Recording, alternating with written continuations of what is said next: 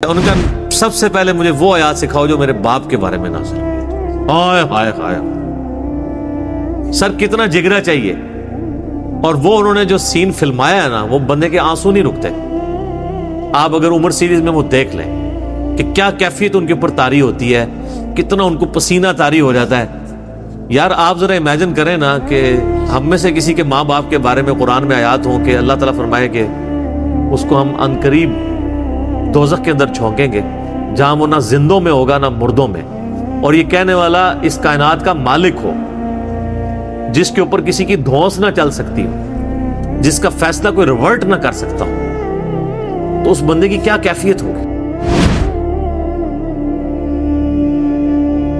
عمر series کے اندر انہوں نے یہ سین بھی فلمایا ہے۔ جب خالد بن ولید مسلمان ہوئے نا، تو کافروں نے اب ان کو تانا دینا شروع کر دیا کہ اس نے وہ دین قبول کر لیا ہے جس کی جو ٹیکسٹ بک ہے اس میں اس کے باپ کے بارے میں اتنی سخت باتیں موجود ہیں، تو یہ کیسے تلاوت کرے گا ان آیات کی۔ تو سیدنا سالم جو بخاری مسلم میں آتا ہے، 4 بندوں سے قرآن سیکھو، ان میں سے ایک ابن مسعود بھی ہیں، ابی ابن کعب بھی ہیں، اور سالم بھی ہیں۔ یہ یعنی ینگ سے نوجوان تھے۔ ان کے پاس حضرت خالد بن ولید آتے ہیں اور کہتے ہیں مجھے قرآن سکھاؤ۔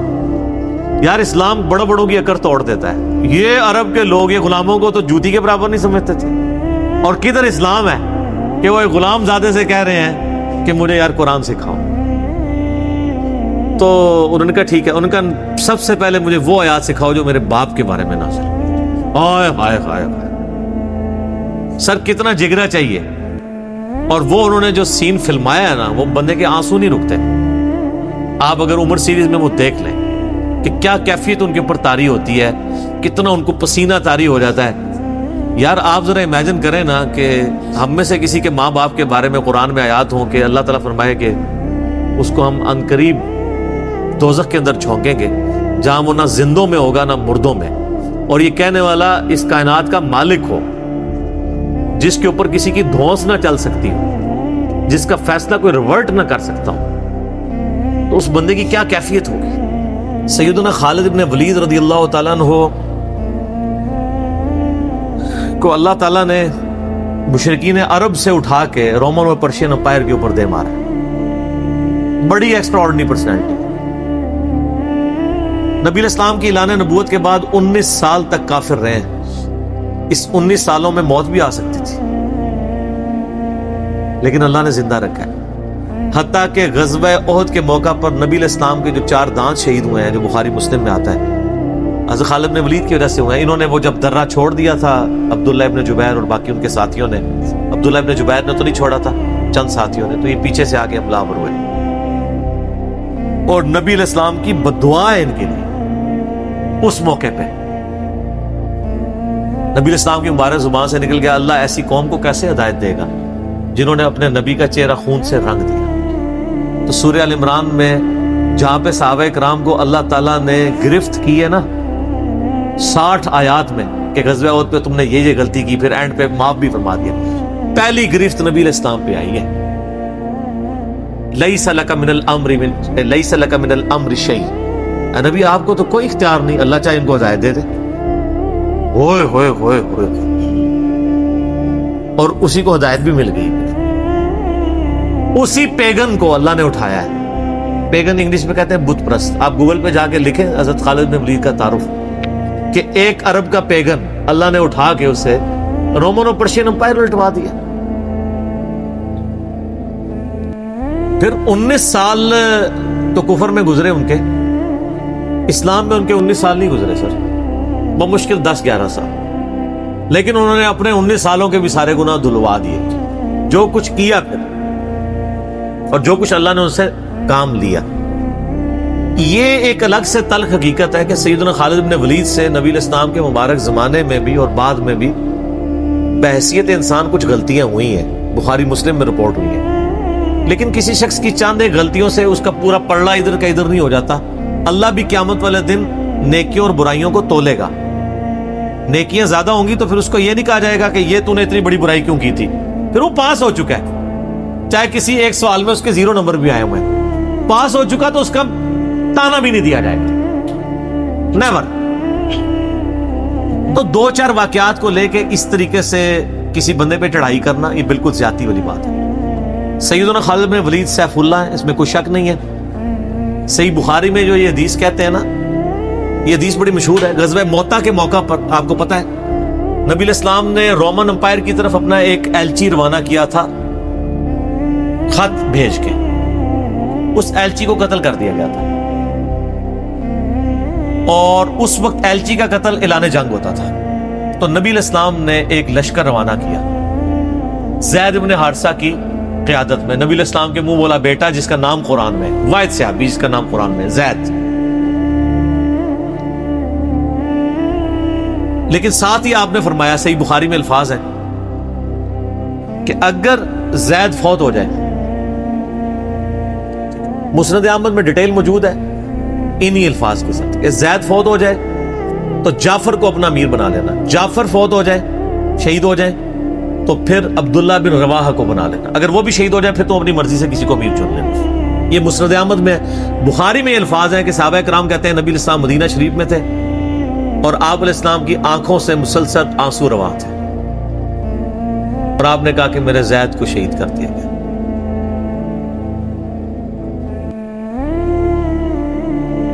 अब मुसलमानों का परचम जाफर ने थाम लिया। जाफर भी हुजूर के लाडले से, आपको पता है, जाफर तैयार, हजरत अली के भाई, जिनके बारे में बुखारी में आता है कि उनके दो बाजू कट गए थे तो आप अलैहिस्सलाम फरमाया मैंने उसे जन्नत में उड़ते हुए देखा, अल्लाह ने उसको दो पर दे दिए।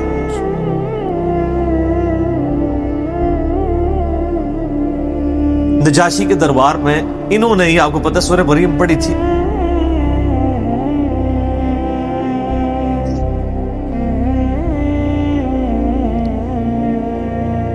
फिर आपने फरमाया कि जाफर को शहीद कर दिया गया। अब अब्दुल्ला इब्न रवाहा ने परचम थाम लिया, फिर आपने फरमाया उसे भी शहीद कर दिया गया। फिर आपने फरमाया अब अल्लाह की तलवारों में से एक तलवार को मुसलमानों ने अपना अमीर चुन लिया और मैं अल्लाह से उम्मीद करता हूं अल्लाह ताला उसके हाथ पे फतह दे और फतह हो भी गई। ये बुखारी की जो हदीस है ना, इसके ऊपर इमाम बुखारी ने बाब बांधा है मनाक़िब खालिद इब्न वलीद। हालांकि इसमें खालिद इब्न वलीद का नाम नहीं था, लेकिन इस हदीस के ऊपर बाब क्या बांधा, खालिद इब्न वलीद, क्योंकि वो सैफुल्लाह वो थे। सयूफुन मिन सयूफिल्लाह, अल्लाह की तलवारों में से एक तलवार के हाथ में झंडा आ गया, अल्लाह ताला फतह दे देगा, फतह हो गई। इसके 3-4 तरीके बुखारी में, बाकी तरीके के अंदर ना खालिद इब्न वलीद का नाम भी मौजूद है कि खालिद इब्न वलीद के हाथ में अब परचम आ गया, अल्लाह ने फतह दे दी। अच्छा, और वो फतह ये हुई कि बहुत बड़ा लश्कर सामने से आ गया था। हज़रत खालिद इब्न वलीद अपने लश्कर को बचा के वापस ले आए। एक ग़ज़वा मोता था और सही बुखारी में आता है कि 9 तलवारें हज़रत खालिद के हाथ में टूटी थी उस दिन, 9 तलवारें उस जंग के अंदर।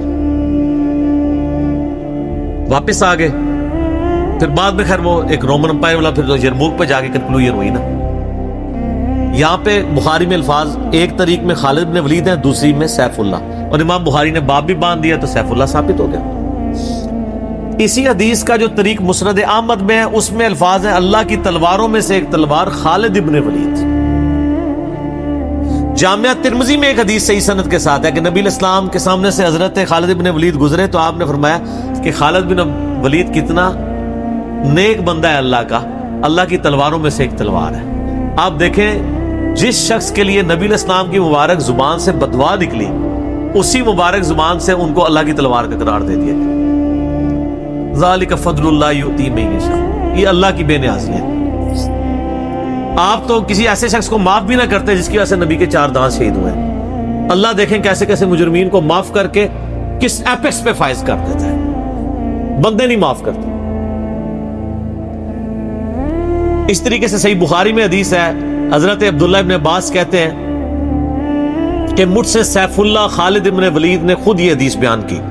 तो बुखारी में खुद सैफुल्लाह लक़ब अब्दुल्ला इब्न अब्बास ने कि एक दिन हजरत खालिद इब्न वलीद नबी इस्लाम की बीवी सैयदा मैमूना जो कि मेरी खाला भी हैं, हजरत अब्दुल्ला इब्न अब्बास, उनके यहाँ नबी इस्लाम के पास बैठे हुए थे। तो उन्होंने भुनी हुई दब ला के रखी, अरबी में दब कहते हैं, दाल बात दब, उर्दू में हम उसे वो गो, वैसे गो का लफ्ज अप्रोप्रिएट नहीं है, सांडा लफ्ज है असल में, छिपकली से थोड़ी सी बड़ी होती है, हलाल है क्योंकि ये सब्जी खोर है। हाँ ये सब्जी खोर है, अरबी बड़े शौक से खाते हैं गो, दब कहते हैं। आप यूट्यूब पे भी दब लिखे ना तो पूरी अरबियों की वीडियोस खुल जाएंगी। दब ला के रखी गई भुनी हुई। तो हज़रत खालिद बिन वलीद कहते हैं मैं बड़े शौक से खाना शुरू किया और हुजूर मुझे बड़े देख रहे थे ऐसे, वो यानी इतने शौक से खा रहे थे। तो मैंने कहा या रसूल अल्लाह आप भी? तो आप फरमाया कि मेरे इलाके की ग़िज़ा नहीं है, मैं नहीं खाता, यानी हराम। उनका या रसूल अल्लाह क्या हराम है? आप फरमाया हराम नहीं है, मुझे पसंद नहीं है। इससे यह भी बात पता चली कि अगर किसी को कोई रिस्क पसंद ना हो तो इसमें कोई गुनाह और ऐब वाली बात नहीं है। यहाँ तो कहते हैं जिसको कद्दू पसंद नहीं है उसकी गर्दन उतार दो, कहते ना काजी अबू यूसुफ की तरफ एक झूठा वाकया मशहूर किया हुआ है। वो अल्लाह ने यानी इतनी चीजें इसलिए बनाई है ना, किसी को एक चीज पसंद होगी किसी को दूसरी, तो उसमें भी सैफुल्लाह के अल्फाज है। इसके अलावा सही मुस्लिम में एक हदीस है, आपको पता है जुल्खवैसरा अत-तमीमी नजदी खबीस जिसने कहा था ए मोहम्मद अल्लाह से डर और इंसाफ कर, बुखारी मुस्लिम दोनों में आता है। तो आप फरमाया अगर मैं इंसाफ करने वाला नहीं तो कौन है? तो वहां पे अल्फाज है मुस्लिम शरीफ में, ये बुखारी में भी हदीस है, मुस्लिम के अल्फाज हैं कि हजरत उमर फारूक रज़ियल्लाहु अन्हु का या रसूल अल्लाह इजाजत दें मैं इस मुनाफिक की गर्दन उड़ा दूं। और वहां पे अल्फाज है फिर सैफुल्लाह खालिद खड़े हुए, वहां भी लफ्ज है सैफुल्लाह। उन्होंने कहा या रसूल अल्लाह इजाजत दें। आप फरमाया छोड़ दो, लोग कहेंगे अपने साथियों को मरवाता है, कोई कलमा गो तो था ना वो, इसकी नस्ल से भी लोग पैदा होंगे, इनके खिलाफ किताल करने वाले मखलूक के बेहतरीन लोग होंगे। और अबू सईद खुदरी कहते हैं कि वो हज़रत अली के ज़माने में जब ये ज़ाहिर हुए तो हज़रत अली के साथ मिलकर हमने इन ख़वारिज के खिलाफ किताल किया था। तो ये मुस्लिम में भी सैफुल्लाह के अल्फाज मौजूद हैं। बाकी हज़रत खालिद बिन वलीद रज़ियल्लाहु तआला अन्हु की पर्सनैलिटी यानी बड़ी एक्स्ट्राऑर्डिनरी है। आप देखें कि ऑलमोस्ट उनकी जो उम्र मुबारक है वो बिलो 45 थी जब वो फौत हुए, हज़रत उमर के दौर के अंदर। हज़रत अबू बकर सिद्दीक के दौर के अंदर वो आर्मी चीफ थे। वो सर उमर सीरीज फिर देखें तो आपको पता चले, उन्होंने एक एक चीज फिल्माई है। मुसैलमा कज़्ज़ाब के खिलाफ किताल में कौन लीड कर रहा था? खालिद बिन वलीद। जितने अरब के कबाइल मुर्तद हुए हैं उनके खिलाफ हज़रत खालिद बिन वलीद को भेजा। और उसके बाद पर्शियन अम्पायर का जब जिहाद शुरू हुआ है तो शुरू की सारी मुहिमात में हज़रत खालिद बिन वलीद थे। तो करते करते उस दौरान कुछ वाकयात रिपोर्ट होते थे ऐसे, हज़रत बकर सिद्दीक से हज़रत उमर मुखालफत करते थे। वो कहते थे ये अपनी तरफ से कुछ डिसीजन कर लेता है, इसको चाहिए कि अमीर की इताअत करे। तो हज़रत अबू बकर सिद्दीक कहते थे कि अगर वो मेरे हुक्म का इंतजार करेगा तो 1 महीना तो खत पहुंचने में लगेगा, एक जाने में उस वक्त तक उसके हाथ से मौके ही निकल जाए। तो मैंने उसे इख्तियार दिया हुआ है, कोई मोबाइल फोन या कोई उस वक्त व्हाट्सएप तो है नहीं था। लेकिन हजरत उमर जरा डिसिप्लिन के बहुत सख्त थे। वो कहते थे इस तरह इनको खुद डिसीजन नहीं लेना चाहिए, क्योंकि उसमें 1-2 मसले उनसे मिस हैंडल भी हो गए थे। तो जब इतने बंदा काम कर रहा होता है 1-2 मसले तो मिस हैंडल हो जाते हैं। हम समझते हैं मिस हैंडल होने का मतलब है 0 से मल्टीप्लाई। एक तबका ये समझता है, दूसरा कहता नहीं कि चूंकि इसकी शान बहुत है लिहाजा मिस हैंडल हो नहीं सकता। ये दोनों एक्सट्रीम है। वो पैगंबर ही है जिसको अल्लाह ताला ने रोल मॉडल बनाया, वही बैलेंस है। तो फिर जंगे यरमूक का मौका जब आया, रोमन अंपायर के खिलाफ फैसला कुन जंग थी जो, तो ऐन मैदान जंग में हज़रत बकर सिद्दीक फौत हो गए। हज़रत उमर ने पहला डिसीजन ये किया कि खालिद बिन वलीद को आर्मी चीफ के ओहदे से माजूल। हाय हाय सर, बिल्कुल आप आखिरी ओवर चल रहे हो और आपका जो प्लेयर सेंचुरी मार रहा हो, आप उसको कहें इसको वापस आ जाओ और एक नया प्लेयर भेज दें। जो क्रीज पे सेट था उसको आप वापस बुला लें। ये वो शख्स कर सकता है जिसका खुदा पे यकीन हो। तो और आपको पता है हजरत उमर के रिश्तेदार थे करीबी, उन्हीं के कबीले से थे हजरत खालिद बिन वलीद। हजरत खालिद बिन वलीद को पता था कि ये अगर उमर खलीफा बनेगा ना तो फिर मेरा मामला पहले होगा। और वही हुआ, अबू उबैदा इब्न जर्राह को बना के भेज दिया। लोगों में बड़ी चेमा गोइयां शुरू हुई कि लो जी सबसे बड़ी आर्मी के खिलाफ जंग हो रही है, सबसे बड़ी सुपर पावर, और ऐन मैदान जंग में ये डिसीजन कर दिया है अगर मुसलमान हार गए फिर क्या होगा, ये वो अल्लाह ने फतह दे दी। फतह हुई तो अब जब लोग आके मुबारक बातें पेश कर रहे हैं, फिर हजरत उमर ने आके मस्जिद नबी में खुतबा दिया। उन्होंने कहा खुदा के लिए मैं तुमसे यही तो चीज खत्म करना चाहता था कि ये फतूहात खालिद की वजह से नहीं हो रही, रब्बे खालिद की वजह से हो रही है। कल को खालिद नहीं रहेगा तो तुम क्या समझोगे कि इस्लाम खत्म हो जाएगा? इस्लाम ने तो आगे चलना है, ठीक है। फिर उन्होंने कहा मेरी दूसरी हिकमत ये थी कि मुझे पता है कि अब ये रोमन अंपायर मुसलमानों के पास आ जाएगी, बैतुल मक़दिस भी फतह हो गया फिर बाद में, तो खालिद इब्न वलीद जो है ये जंग की फील्ड का मास्टर है।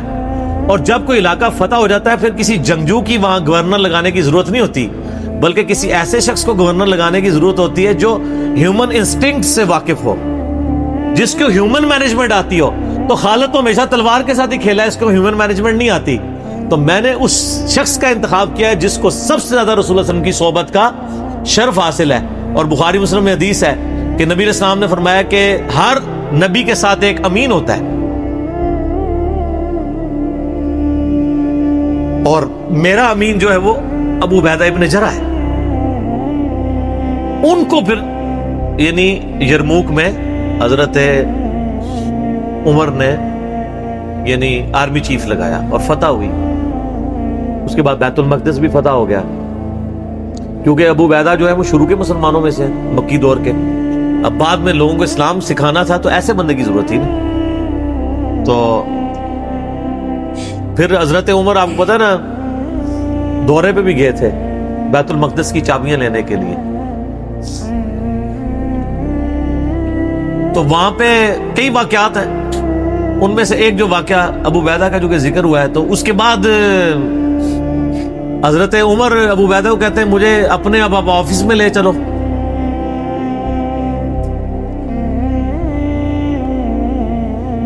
दुनिया की सबसे बड़ी सुपर पावर फतह की हो जिस बंदे ने, आप समझें कि एक बंदे ने अमेरिका फतह किया है, किसी जर्नल ने, वाशिंगटन डीसी में उसका ऑफिस तो होना चाहिए।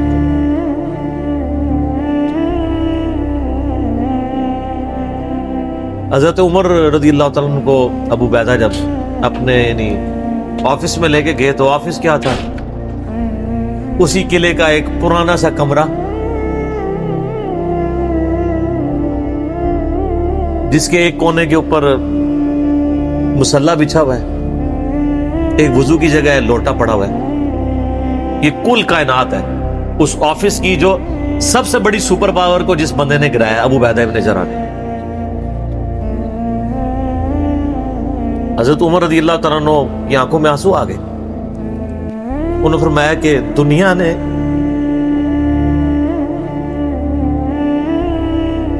हर बंदे के ऊपर अपना असर छोड़ा है सिवाय अबू उबैदा इब्न जरा के। दुनिया से शिकस्त नहीं दे सकी। दुनिया से मुराद दुनिया की मोहब्बत। हर बंदे ने अपना हिस्सा ले लिया। इसलिए आपको पता है ना कि हजरत उमर अपने दौरे खिलाफत में अबू उबैदा इब्न जरा को बार बार खत लिखते रहे कि आप इधर आ जाएं, क्योंकि हजरत उमर चाहते थे कि मैं अपने बाद उनको खलीफा नामजद करूं, इसलिए कि वो अमीनुल उम्मत है। लेकिन वो फिर हजरत उमर के दौर में ताउन के मर्ज में वबा जो फैली थी शाम में, उसमें वो फिर शहीद हो गए। तो वही उनका फिर वो कब्र बन गई। सर मेरा सवाल है कि ताउन का मर्ज आपको पता है कि क्या था? जिस्म पे पूरे फोड़े निकलते थे कैंसर के। तो क्या हजरत अबू उबैदा ने जरा नाकाम गए दुनिया से? कैसा जी कोई बंदा मरा था, बड़ा नूरानी चेहरा था, ये था वो था। हर बंदे ने अपने बनाए हुए। एक बंदा फोड़ों की तकलीफ से मरा है, बुखारी मुस्लिम की हदीस है, जो ताउन के मर्ज में मरा वो शहीद है। तो वो मरे तो बिस्तरे मर्ग पे है लेकिन शहीद है। और दूसरी तरफ खालिद इब्न वलीद आप देख लें, सैकड़ों जंगों में हिस्सा लिया उन्होंने, किसी एक जंग में शिकस्त नहीं खाई। हत्ता कि जो काफिरों की तरफ से भी गज़वा उहद लड़ी है उसमें भी उनको शिकस्त नहीं हुई। जिस्म पे हज़रत खालिद इब्न वलीद कहा करते थे मेरे जिस्म का कोई हिस्सा नहीं जिस पे बिरछी या नेज़े या तलवार का निशान ना हो। ज़ाहिर है इतनी जंगों में जख्म लग जाते हैं, लेकिन मैं भी आज एक बूढ़े ऊंट की तरह बिस्तर मर्ग पे मर रहा हूं। मैंने सैकड़ों जंगों में अपनी मौत को तलाश किया लेकिन मौत नहीं आई।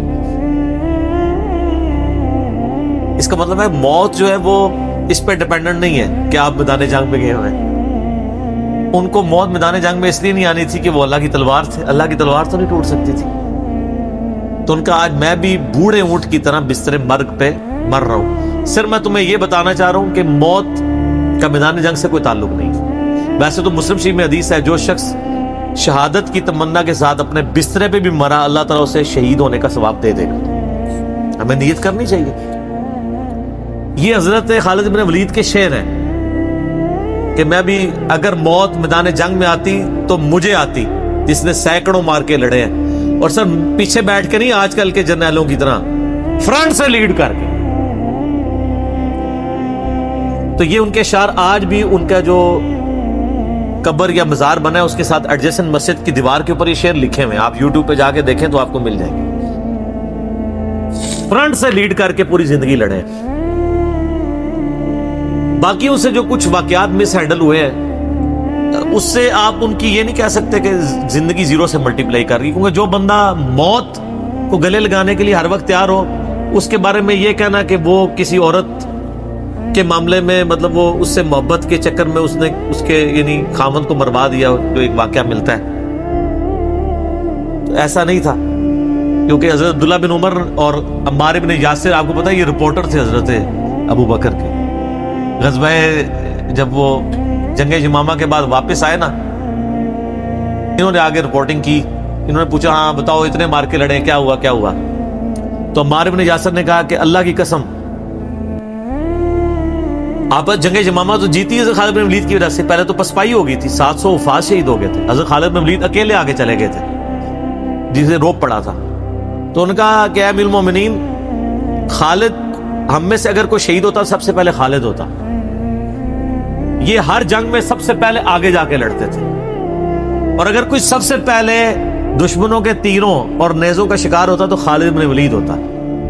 تو جب جس بندے کی زندگی کی کمٹمنٹ کا لیول یہ ہونا, اس کے لیے عورتوں کا شگف کوئی شگف نہیں ہوتا. جب بندہ جان تیلی پہ رکھ کے جا رہا ہو, سر یہ ہماری سچویشن نہیں ہے, تو وہ آپ کسی بندے کی اجتہادی خطا یا کہیں پہ کوئی اس کا مسئلہ وہ ایک علیحدہ بات ہے. اوورآل جو بندہ اتنا کمٹمنٹ کے ساتھ لڑ رہا ہو اس کے بارے میں یہ بدگمانی نہیں کی جا سکتی کہ اس کے اندر کوئی اس حوالے سے جھول پایا جاتا ہے. بال خالد بن ولید رضی اللہ تعالیٰ عنہ مسلمانوں کے ہیرو ہیں. باپ کے بارے میں قرآن میں اتنے سخت الفاظ ہیں, اور بیٹا دیکھ لیں, ٹھیک ہے. اور آپ کو پتا ہے کہ حضرت خالد بن ولید حضرت عمر کی زندگی میں فوت ہو گئے تھے. ان کی جب شہادت, ان کی فوت ہونے کی خبر جب مدینہ شریف میں آئی نا, کچھ عورتوں نے واویلا کرنا شروع کر دیا. تو حضرت عمر تو آپ کو پتا ہے بڑے سخت مزاج تھے. ان کا یہ عورتیں کیوں رو رہی ہیں, کیا ہوا ہے؟ تو بتایا کہ خالد بن ولید فوت ہو. حضرت عمر نے رونا شروع کر دیا, حالانکہ خود معزول کیا ہوا تھا, لیکن وہ اللہ کے لیے کیا ہوا تھا نا, اپنی ذات کے لیے نہیں. آپ فرمائے ان عورتوں کو رونے دو. خالد واقعی اس قابل ہے کہ اس کے اوپر رویا جائے, کیونکہ باقیوں کی اگر کوئی تعریف کرتا ہے نا تو غلوب ہو سکتا ہے. خالد نے اتنا کچھ اسلام کے لیے کیا ہے کہ اگر یہ روتے ہوئے, یہ نوحہ جو حرام قرار دیا کہ نا وہ اس طرح کا نوحہ ہے جس میں آپ جھوٹی تعریف کریں. اگر کوئی روتے ہوئے کسی کی سچی تعریف کر دیتا ہے کہ اس کی وجہ سے اسلام کی یہ خدمت ہوئی, سر وہ نوحہ تو حضرت عمر کے اوپر کیا ہے, وہ نوحہ تو جائز ہے جس میں گریبان چاک نہ ہو, جھوٹی تعریف نہ ہو, آپ کلمات. تو حضرت عمر نے کہا کہ خالد اس قابل ہے کہ اس کے لیے عورتوں کو نوحہ کرنے دو جو کچھ اس نے اسلام کے لیے خدمات کی. حضرت عمر کے اوپر نہیں کیا. بخاری مسلم دونوں میں حدیث ہے, عبداللہ ابن عباس کہتے ہیں کہ حضرت عمر کی میت رکھی ہوئی تھی اور لوگ آ کے آپ کی میت پہ سلام پڑھتے تھے اور آپ کے لیے تعریفی کلمات کہتے تھے کہ اللہ تعالیٰ آپ کے ساتھ اچھا معاملہ کرے, آپ کی وجہ سے اسلام کو عروج ملا. یرموک کے اندر اور قادسیہ کے اندر اللہ نے فتوحات دی, رومن پٹ کے نپائر مسلمانوں کے پاس آئیں, خزانے آئے. اتنے میں عبداللہ ابن عباس کہتے ہیں, بخاری مسلم دونوں میں حدیث ہے, ایک شخص میرے پیچھے آ کے کھڑا ہوا اور اس نے میرے کندھے پہ یوں کونی رکھی اور اس نے کہا اے عمر اللہ تجھ پہ رحم کرے, تو اس روئے عرض پہ ایسا شخص تھا کہ میری خواہش تھی کہ میں اللہ کے حضور اگر پیش ہوں نا تو میں تیرے اعمال کے ساتھ پیش ہوں. ہائے ہائے ہائے, تیرے اعمال اس قابل ہے کہ میں چاہتا ہوں میں ان اعمال کے ساتھ اللہ کے سامنے پیش ہوں. اور میں نے رسول اللہ سے بارہ سنا تھا، میں ابو بکر اور عمر نے یہ کیا، میں ابو بکر اور عمر فلاں جگہ گئے، میں ابو بکر اور عمر داخل ہوئے، میں ابو بکر اور عمر نکلے، مجھے امید تھی کہ تم اپنے دو ساتھیوں سے جا ملو گے۔ کس کے ساتھ؟ رسول اللہ اور ابو بکر صلی اللہ علیہ وآلہ وسلم رضی اللہ تعالی۔ تو ابن عباس کہتے ہیں کہ میں نے جب یوں مڑ کے دیکھا تو حضرت علی بن ابی طالب تھے جو یہ تعریفی کلمات حضرت عمر کی میت پہ کہہ رہے تھے۔ سر، مولا علی کسی کے لیے تعریفی کلمات کے اور اس لیول کے کہ میں تیرے اعمال کے ساتھ اللہ کے حضور پیش ہونا چاہتا ہوں، اس کو اور کسی سرٹیفکیٹ کی ضرورت نہیں ہے، جس کی خود فضیلت میں اتنا کچھ ہے۔ اور آپ دیکھیں کس طرح اب یہ سارے تعریفی کلمات میت پہ ہی کہے جا رہے تھے، اس طرح کے وہ ان کے لائق تھا کہ ان کے لیے لوگ یہ تعریفی کلمات پڑھتے۔ واقعی انہوں نے اسلام کو کنٹریبیوٹ کیا ہے۔ یہاں تو جن لوگوں نے اسلام کا جنازہ نکالا ہے، بدعقیدگیاں پھیلائی ہیں، لوگ ان کی کہتے ہیں بڑی خدمات ہیں۔ پھر میں بار بار پوچھتا ہوں کیا خدمات ہیں؟ کس صوفی بزرگ نے جو ہے وہ بخاری کا ترجمہ کر دیا ہے اپنی مدر ٹنگ کے اندر؟ کس نے قرآن کا ترجمہ کر دیا؟ پھر کہتے ہیں خدمات ہیں۔ خدمات جن لوگوں کی ہیں وہ نظر آ رہی ہیں۔ آج تک لوگ ان کا نام لیتے ہیں تو رضی اللہ تعالیٰ عنہ کہتے ہیں، ان کے لیے دعائیں مانگتے ہیں، ان کی زندگی میں بھی، ان کی وفات کے بعد بھی، قیامت تک۔ ٹھیک ہو گیا؟